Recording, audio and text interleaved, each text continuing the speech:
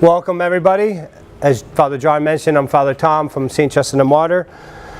And this evening I'm going to start with a quote from Fulton G. Sheen. And then what I would like to do is just, I will pose a few questions to you, because that will help me as I go through this presentation.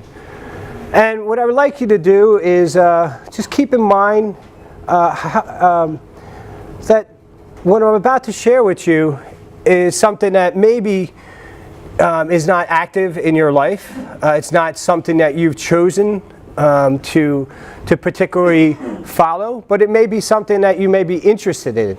Or maybe actually some of you do practice this, and I would just like for you to be open about something, a new perspective that may actually touch your heart, okay? So, I have to wear glasses now when I read fine print, so.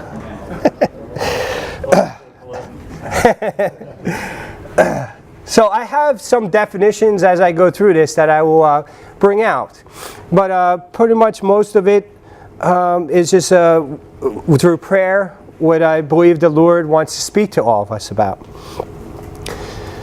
And perhaps it was marriage that you thought would be the very fact that will bring you happiness. The very fact that you can conceive of a greater happiness than you possess now as a proof that you are not happy. So this quote from Fulton J. Sheen has to do with how many of you are married here? Raise your hand. Okay, so pretty much most are. And maybe some that are not married are looking to be married one day. Actually, Father Mark, my pastor, Father John and I can say we are married too. Because in a way, actually the action of becoming a priest is that we are wedded to the church. So we do have a spouse. So we are similar, but it's a little bit different. But we have chosen to give ourselves totally to another. Unlike you, in marriage, that total self-gift was to your wife. And eventually, by God's blessing and graces, maybe some children were the fruit of the love that you share for one another. No different than a priest, we give ourselves not just to one person, but many people. And it's important to keep in mind that as we go through these different stages of life and we enter into a commitment, we actually enter into something that we say, you know, for the rest of my life, this is what I'm going to be dedicated to. I am giving all of myself to this vocation. And that's what you have chosen as getting married. You've chosen to dedicate your whole life to that marriage. And us as priests, we dedicate our whole life to the priesthood, to all of you. And that's where one of the things that's important, no matter if you're married to your wife, and then eventually the family grows in large bounds possibly, or you're a priest and you've given yourself over to the church. There is something that is consistent, that always remains a part of our life no matter what path we've chosen into those two different directions. There has to be a commitment to a spirituality.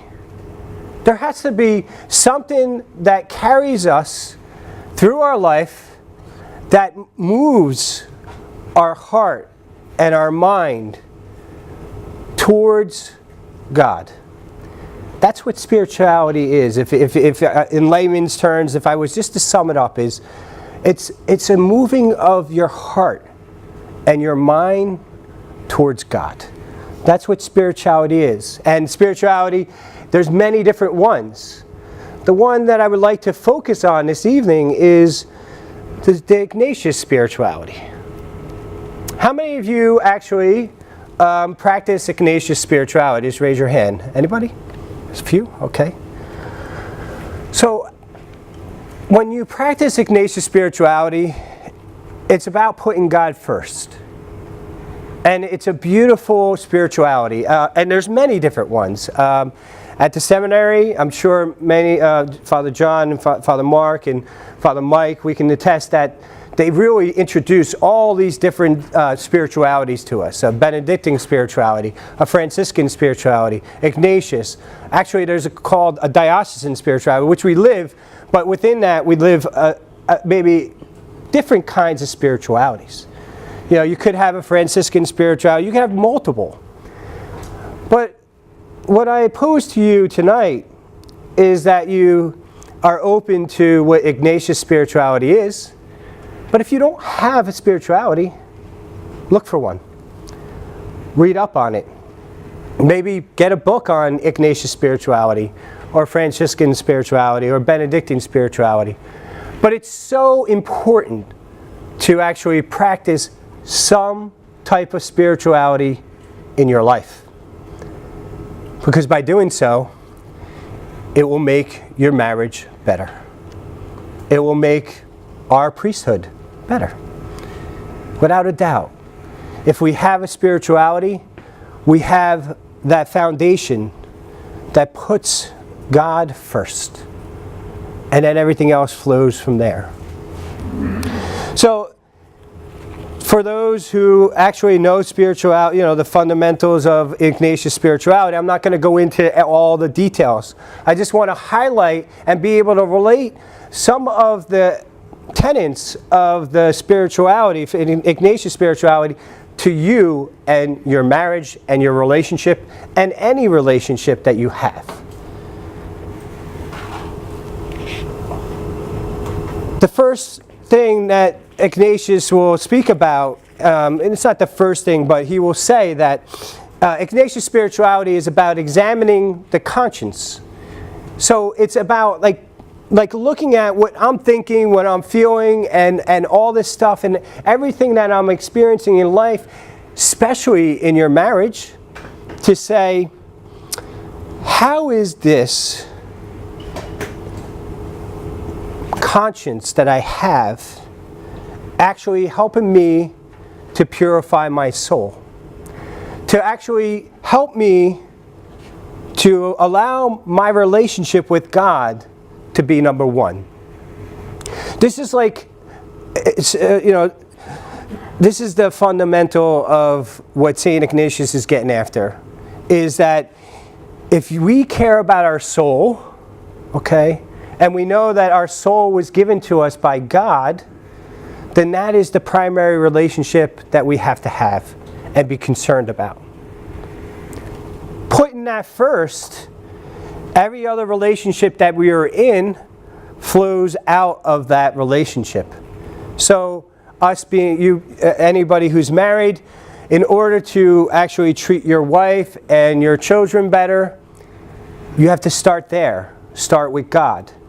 Start with that relationship.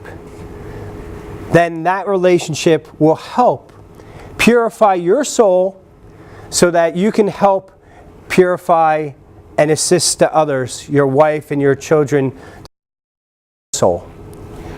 One of the things that we struggle with throughout our life is making sure that our soul is pure. We know that Jesus probably is the only person that had a perfect soul.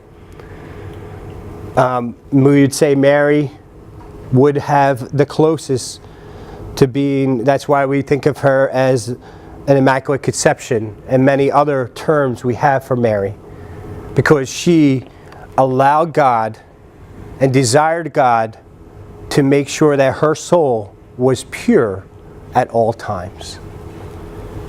So in this examination of conscience, as you go through this examination, and it's very simple, there's many different little things you can get on this. It doesn't take much. You can do it just at the end of the day. You can do it midday. You can do it anytime you want. But one of the things we take notice to is that as we do this examination, and we do it on a daily basis, then it helps us to improve, which St. Ignatius would say, our confessions. It will help us to actually be able to have that relationship and that openness to God, to really look at our life honestly. So one of the things that St. Ignatius speaks about is consolation. And everybody probably knows and has experienced consolation in our life. And as I go through this, you'll probably realize, wow, that is something that I experience quite often, or I'm very familiar with that. And St. Ignatius would say that consolation is when God gives consolation in order to strengthen us and draw us closer to Himself. We experience joy. We experience gratitude. All we want to do is praise and worship and thank God every second of our day. That is when we are in consolation. When we find ourselves going through our day and we feel that, when we experience that, and then we know that we are experiencing the consolation that comes from God. It's not actually the football game, or it's not actually the graduation or the accomplishment we had, but it's actually God pouring His love into our soul because He's very happy about what we did and what we participated in. This is consolation. Now, he does say that it can come from spiritual or non-spiritual. But the concern that we need to be concerned with is the spiritual. To know that there's something besides these non-spiritual consolations of, maybe you're living back in your glory days and you remember the times that you hit a home run, or you made a great tackle, or you scored a great goal or something like that. Those are consolations, but they're like non-spiritual consolations. What St. Ignatius would get after is saying spiritual consolation that he's concerned about is when you really truly feel that presence of God in your prayer life. That sometimes it's going to be actionable, where you're actually kneeling, sitting, or you're reciting something. But he would go a little bit further and say, you know what? It's not just about the action. Spirituality and the Spirit will come to you even when you're not doing something. It will just creep right into your heart. We see that from the Scriptures where, God comes in a whisper. God just kind of comes in there. And I don't know for you, but have you ever experienced where you feel your heart just overwhelmed with love? Like truly, where your heart's beating and you don't know why it's beating. And you can't attribute to it. This is the spirituality that St. Ignatius would say that you do know where it's coming from. It's coming from God. That is something that we should all look forward to experiencing. Where all of a sudden, for some reason, you're sitting in church and you can feel that Spirit moving inside you. You can really feel the love of God filling your heart up, filling your soul up. And all you can do is just give thanks for it. That is the spiritual consolation that St. Ignatius is speaking about. Now he moves on and he says, he goes on and he speaks about desolation. And most of us know desolation. And I'm sure in the news we can see certain people that are probably in spiritual desolation right now, in different fashions. But St. Ignatius would really focus on desolation happens to all of us. It's a point where our spirit feels troubled. It feels shaken. It feels like there is no answer. We hear this in the Mass, to free us from all distress, to deliver us from all evil. This is the desolation. Desolation is when when we find ourselves in our spiritual life, in our prayer life, where we feel dryness, where we feel like God's not answering our prayers the way we want them to be answered. God doesn't even hear me. This is desolation. This is where we actually, our spirit is troubled. We have a hard time hearing God. We have a hard time feeling the Spirit of God entering into our heart and our mind. And it's okay. St. Ignatian would say, this is allowed by God in order to purify us from inordinate attachments. I'll read that again. God allows desolation, spiritual desolation, in order to purify us from inordinate attachments. This is so true. And it probably scared me when I first started to come to understand this. And it kind of probably put me into desolation even further. I was like, wow, God allows this? He's allowing my spirit to be troubled? He's allowing it to be knocked off the horse, as you would say. When you're riding on a horse, everything looks great. It looks wonderful. But like St. Paul, he allows you to get knocked off the horse, if that's true. I know it's like, is it not? But the reality is that Paul was on his horse. He was living his life the way he wanted to live his life. And then all of a sudden, God came along and said, hey, live the way I want you to live. So this desolation is nothing to be afraid of. It's nothing to actually be scared of. It's amazing, to actually be able to say, you know what, I'm okay with this. I'm okay with spiritual desolation. It's okay. I'm not crazy. I'm not like making this up. I'm not imagining this. But it's real. It's really real. And God allows it to actually purify us, to purge us of something or some things that we are attached to that He knows is not good for us. So, what He does is He wants to restore us back to following His will. That's what the desolation does. And it actually helps us to slow down for a little bit, to process where we're at and what we're doing and how we're experiencing life, and to actually turn back to God. So He allows this desolation to happen, but then He also brings us back to consolation. He never leaves us there. He just needs us to let go of these attachments. In life, how many of us have been attached to things that were not good for us? I know I could say long before I entered the seminary, many of those attachments were women. There were women that I was attached to that I realized that, I was enjoying. It was a good life, and it was good to be attached to. But for some reason, God had a different plan. And I can say, some of my desolation before I entered the seminary was when those breakups happened. Maybe in marriage, it's when those fights happen. When those arguments happen, or you start to get stressed out. This is a time where these desolations happen.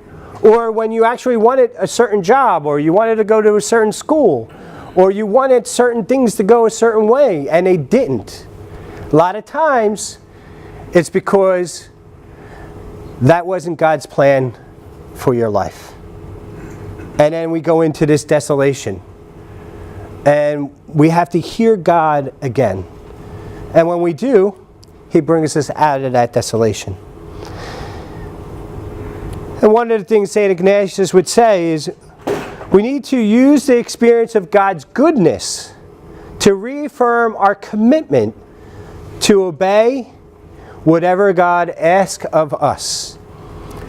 So now, this is something that maybe some people that practice Ignatius maybe overlook, and I know I did probably for a while.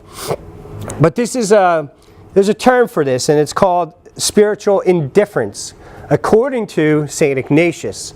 Not spiritual indifference that you're used to, or when we hear this word indifference, but it's actually a opening of oneself completely to God. Just a complete openness of your soul, of your spirit, to say, God, I am yours. Do with me what you will. This is something where St. Ignatius would say, this, my brothers, is true freedom. This is one of the things, the core that I kind of sense that St. Ignatius would say of Ignatius spirituality. Is this spiritual indifference. To actually allow yourself to say, I am going to be totally obedient to you, Lord. And trust me, obedience is hard at times. It's probably hard within a marriage when you first start out. You're trying to figure out that obedience to each other. How it is. How do I have to be obedient? How do we be obedient to each other? You have to. You can't just do whatever you want with your money anymore. At least some of you do, then you got in big trouble, right? You know? We still can, right? Yeah. As priests, so, you know. But it's true, you know. I mean, when children come along, you can't just do, you know, and go. Maybe you did have a life that afforded you the time to go and do something and play a sport or be involved in an extracurricular activity or intramurals or whatever, or coaching or something. But then as time goes on, you have to make those sacrifices, and then you have to prioritize what God has provided for you. So this spiritual indifference is so vital and so important. And what I would say is how this applies to you. I think that's probably, I mean, I have a lot more pages I can go to, but I think, you know. Now I'll get into the practicalities. The practicalities is this. You take the spiritual consolation, you take the spiritual desolation, and you take the spiritual indifference. How does that apply in your marriage? That is the key to Ignatius spirituality with any relationship. Is how do you, it's okay to know about these things, but how do you actually put them into practice? So one of the ways is this. You start to read up on that. You start to practice on your own this spiritual consolation, recognizing consolations in your life. You start to recognize when you have desolation. I bet you, any one of you, and myself included, when we are impatient, when we are angry, when we are frustrated, when we do all these things, it may be an indication that we are in spiritual desolation. When we are so, everybody's like, oh, you're the most happiest guy, you're the most joyous guy, you're so this, that. Well, you're probably in spiritual consolation. But what's important is that spiritual indifference. So no matter if you're in consolation or desolation, to actually know how to be open to God. So if you're receiving consolation and you're praising and worshiping God and everything is going wonderful and you're so ecstatic and everything in your life is going great and everything is wonderful, consolation is the best. Nothing is wrong. But then reality, and St. Ignatius would reinforce this, that inevitably desolation will happen. It's not like you can't stay on the mountaintop. Even Jesus, when he went up, he saw Elijah and Moses, but they were there for a while and then they poof disappeared. So they weren't on that mountaintop for all that time. You know, they appeared and they disappeared. Well, it's the same with consolation, desolation. Consolation is going to be there, but then eventually it phases out. Right? And then desolation comes into our life. But if we don't have that spiritual indifference, that openness to God, we don't embrace and we don't say, okay, this desolation, what am I supposed to learn while I'm in this desolation? There has to be something that we learn when we are experiencing desolation. As St. Ignatian says, what is that inordinate attachment? What am I attached to? I don't know what those attachments are for you, but I guarantee you, you know. And you need to go home and think about that and pray about it and say, what are these attachments? If you're in desolation, or even if you have, you can kind of do an examination about times you've been in desolation. And then give thanks to God for the way that He has pulled you out of that desolation. And He's helped you to overcome that attachment. There are things that God wants us to be attached to, but there are things that God does not want us to be attached to. But also, as you apply it to your marriage, or your dating life, or your friendships, or your work relationships, the key is that you respect and see consolation and desolation in your loved one. That's why I chose to present this tonight. It's because I had a conversation at a wedding the other night, and I was thinking of this long before, but for some reason, the Lord works His mystery, His awesomeness. And all of a sudden, this couple there sitting there, they're just dating. They're seriously dating. They're long distance. But I can see how much they need to actually be concerned and even more compassionate and more understanding when their partner, their fiance, their husband or wife, their girlfriend or boyfriend is in consolation or desolation. More so the desolation. To recognize that. To also pray for them. To actually pray together. Because if you pray together with your wife or your girlfriend, what you will find is that, and you really understand and you start to share these concepts, imagine how much better your relationship is going to be when you actually understand and know that they're in desolation. It's going to be tough if you're both in desolation.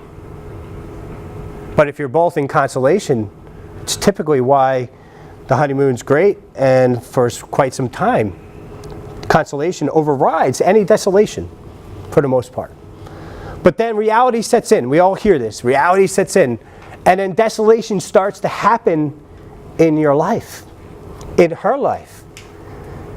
But imagine if you're praying at night and you're able to really have that spiritual indifference where you are completely open to God, but also to each other because you made this total commitment and the two of you became one, and you should be able to hear everything on each other's hearts and minds, and you have that spiritual indifference with each other, and you open yourself up to each other, and you let each other hear in prayer, in the presence of God, as two people come together to a more, there I am, God says this, then all of a sudden, you start to hear, and you start to appreciate your wife or your girlfriend's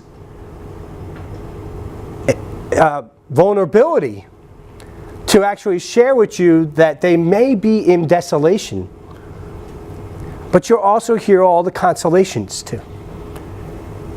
And imagine how much better your relationship will be if you actually start to pray for your wife or your girlfriend when you know that she's in desolation.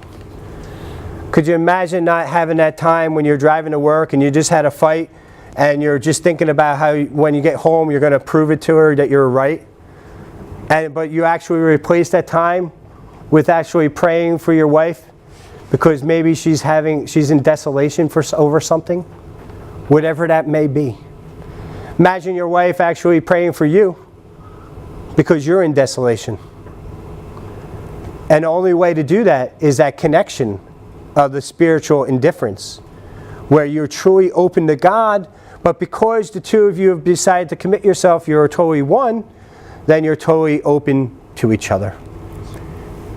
And this is a spirituality that you can go into and look into. And it's very fruitful. It helps you to be okay when things are not so okay.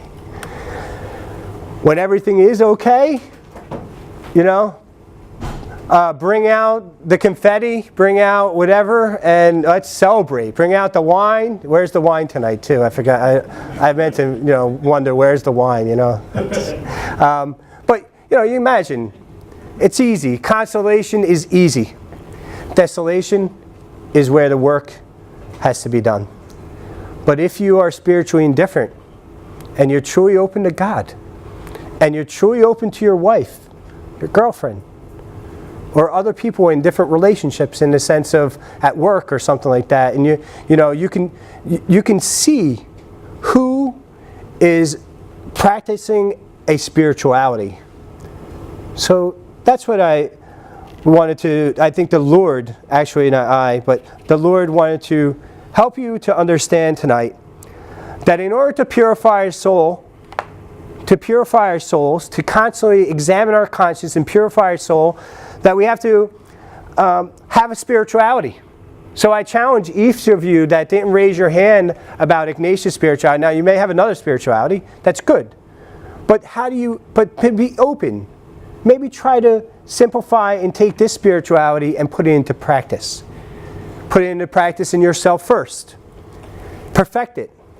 Try to understand how you can do it within your own soul. Then share it with your loved one. Hail Mary, full of grace, the Lord is with thee. Blessed art thou amongst women. Blessed is the fruit of thy womb, Jesus. Holy Mary, Mother of God, pray for us sinners, now and at the hour of our death. Amen.